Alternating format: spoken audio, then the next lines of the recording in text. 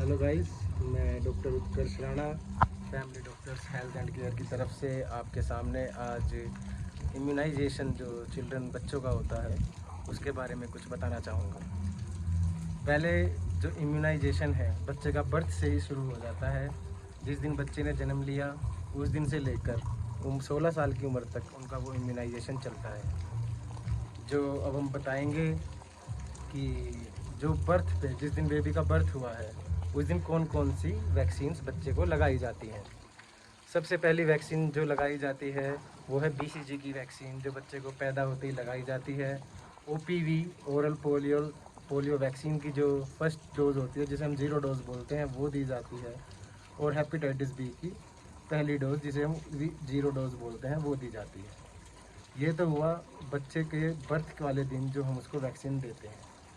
अब ये जो वैक्सीन है बीसीजी, ये मैक्सिमम अगर आपके बच्चे को बर्थ के टाइम नहीं दी गई है, ये 1 साल की उम्र तक लगती है। उसके बाद इसका कोई काम नहीं होता है और ये हमें टीबी से प्रोटेक्शन कराने के लिए बच्चों को देते हैं। और फिर जो वैक्सीन बर्थ के बाद बच्चे को लगेगी वो होगी 6ठे हफ्ते पे, 10वें हफ्ते पे, 14वें हफ्ते पे। आजकल पेंटावेलेंट वैक्सीन आती है जिसके अंदर 5 वैक्सीन होती हैं। डीपीटी डिप्थीरिया के लिए, पर्ट्यूसिस के लिए, टेटेनस टैक्सॉइड के लिए और हेपेटाइटिस बी और इन्फ्लुएंज़ा बी के लिए। तो उसमें 5 वैक्सीन्स हैं। ये 5 वैक्सीन्स का एक ही इंजेक्शन होता है जो बच्चे को लगता है और ये हम देते हैं 6ठे हफ्ते पे, 10वें हफ्ते पे, 14वें हफ्ते पे। 6ठे हफ्ते पे हम जो और दिया वैक्सीन्स देंगे उसमें से है OPV oral polio vaccine. And अब नई वैक्सीन्स जो पिछले 2 सालों से लगने लगी है बच्चों को, आईपीवी। ये इंजेक्शन के फॉर्म में आईपीवी बच्चे को लगती है। अब ये जो मैंने आपको वैक्सीन्स बताई, पेंटावेलेंट वैक्सीन, ओपीवी, आईपीवी, ये 6ठे हफ्ते, 10वें हफ्ते और 14वें हफ्ते तीनों बार दी जाएंगी। अब दस्त के लिए, डायरिया के लिए भी बच्चे के लिए एक वैक्सीन इंट्रोड्यूस की गई है, उसका नाम है रोटा वायरस वैक्सीन। ये वैक्सीन भी आप 6ठे हफ्ते, 10वें हफ्ते और 14वें हफ्ते पे बच्चे को लगवाएंगे।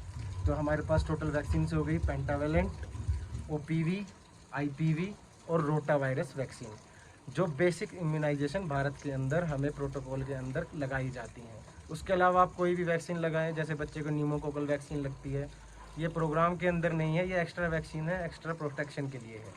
जो ये न्यूमोकोकल वैक्सीन है ये लगती है 6ठे हफ्ते पे और 14वें हफ्ते पे। अब ये तक हुआ 14वें हफ्ते तक की डोजेज़ और वैक्सीन्स बच्चे की। उसके बाद जो अब वैक्सीन लगेगी बच्चे को, वो लगेगी 9वें मंथ पे, जब वो 9वां मंथ कंप्लीट कर लेगा।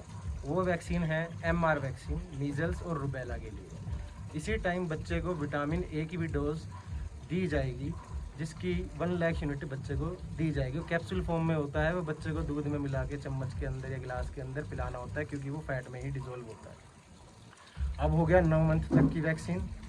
अब जो वैक्सीन लगेगी अब वो होंगी हमारी बूस्टर डोजेस। वो होंगी जो लगेंगी 16 हफ्ते से लेके 16 मंथ से 24 मंथ्स तक की एज। ये होंगी हमारी डीपीटी का बूस्टर। अब ये पेंटावेलेंट नहीं होगी, ये डीपीटी का बूस्टर होगा, डिप्थीरिया, पर्टूसिस और टिटेनस टैक्सॉइड का। और एमआर का भी आपको जो सेकंड वैक्सीन लगेगी बूस्टर, वो लगेगी। और इस टाइम हमें ओपीवी की भी बूस्टर डोज दी जाती है।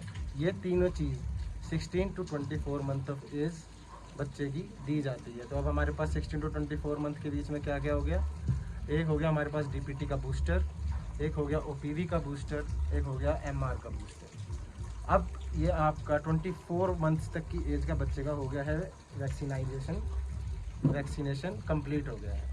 अब जो आप डोज देंगे नेक्स्ट, वो बच्चे की लगेगी 5 साल कंप्लीट करने के बाद। उसमें कौन कौन सी वैक्सीन हम लगवाएंगे? उसमें लगेगा डीपीटी का बूस्टर और ओपीवी का booster dose, oral polio vaccine जो बच्चों को 2 बूंद पिलाई जाती है वो, और आपकी डीपीटी का बूस्टर जो 5 साल की एज पे लगता है। आपके बच्चे का वैक्सीनेशन, और जिसे हम इम्यूनाइजेशन कहेंगे, ये अब कंप्लीट हो गया है। इसके अलावा अगर आप कोई भी वैक्सीन लगवाते हैं, जैसे 2 साल की उम्र पर टाइफाइड की भी वैक्सीन लगती है, ये सब हम एक्स्ट्रा प्रोटेक्शन के लिए आजकल देने लगे हैं। पर बेसिक जो हमारी गवर्नमेंट ने गाइडलाइंस में दी है, ये जितनी वैक्सीन मैंने बताई वो ही प्रोग्राम के अंदर है। अगर आप एक्स्ट्रा जाके एक्स्ट्रा केयर के चक्कर में बच्चों को लगाना चाहते हैं, जैसा कि प्राइवेट में लगाते हैं पैसा लगाने के लिए, पैसा ज़्यादा लेने के लिए, वो बच्चों के लिए बेसिक से ज़्यादा है।